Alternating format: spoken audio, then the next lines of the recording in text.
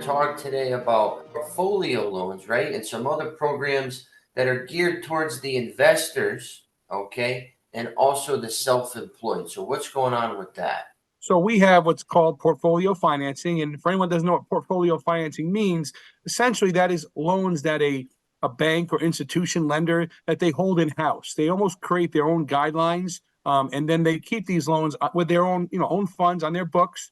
So because of that, they can go outside the box with what their, requirements are.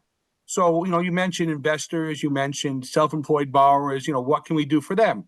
So I'd always start with the investors. I feel in this market, a lot of people out there are looking to buy, properties either to keep as investment properties for long term, or maybe as a flip and sell 6 months down the road. Who knows? But for those people, what can we do? I mean, there's always hard money, which we can use.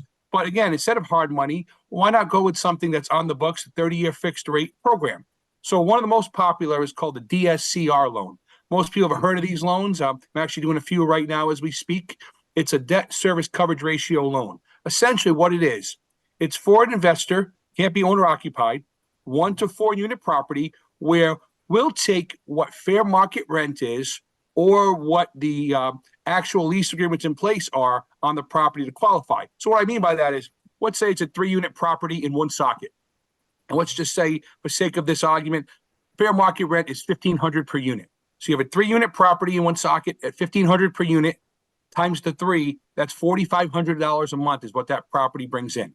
As long as the new mortgage with us, with principal, interest, taxes, and insurance, as long as that payment is at $4,500 or less, you are approved for the loan.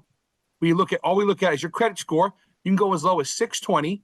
Down payment, it has to be at least 20% down. But again, any investment property out there, when you look at conventional, they require 20, 25% down or more. So it's very common. So it's a way to get you in a property without having to deal with any, income. What are you showing your tax returns, pay stubs? I don't need any of that. All I need is to run your credit and verify the source of the down payment.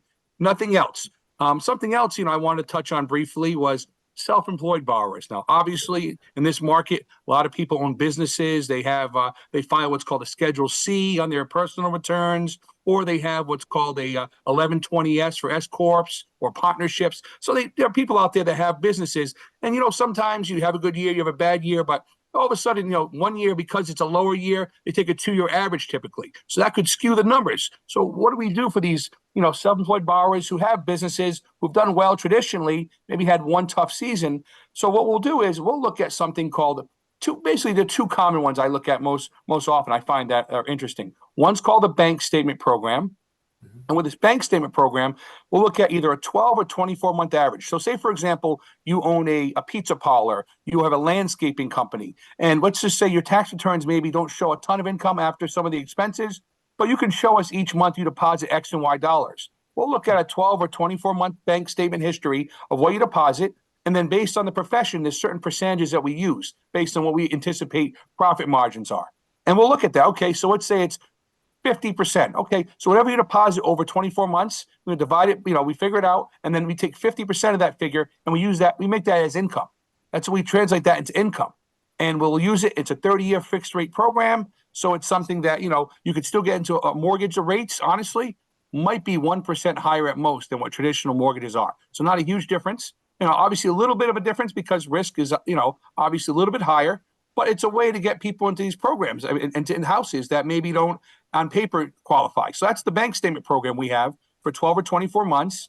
The other program we have, this one is more, I would say self-employed, but also more for people that are like entrepreneurs or people that maybe retired early. Let's say, for example, you have a decent amount of money in that. It's called asset depletion.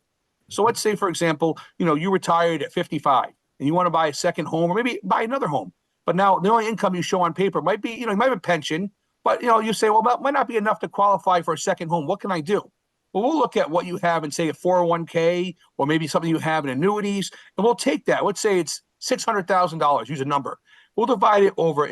We take actually a formula with 7 years, which is 84 months. We'll take what you have in assets, divide it over 84 months, which is 7 years. And that figure will be your actual income. And we can use it in addition to what you receive, say, for Social Security if you're retired or pension. So it's almost a hybrid. We'll take what you get from the government in addition to what you have in assets that you're not even drawing on, just money you have sitting in accounts. Could even be technically stocks and bonds. And we'll take that and convert it into income.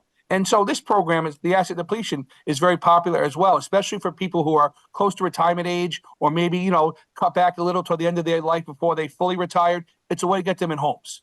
So this is another one I think could be useful for the right client.